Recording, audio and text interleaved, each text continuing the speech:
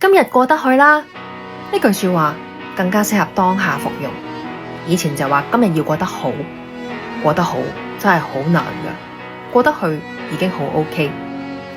今年工作嘅狀態就係每度過一個工作日，我都有一種哇鬆咗一啖氣，渡完一場劫嘅感覺，因為都幾攰下。所以如果一朝醒嚟，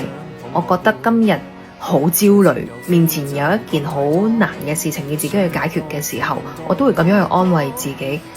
好又好，衰又好，今日總會過去，今日總會過得去，因為我仲有好多個明日㗎嘛。不想再問何謂存在，和上天比過賽，成了一個屈膝庸才，過好每天空與再談恨愛，現實節節敗退，我理解，我懂得自愛，幾多挫敗還是存在，和自己比過賽，不信邪，爬起再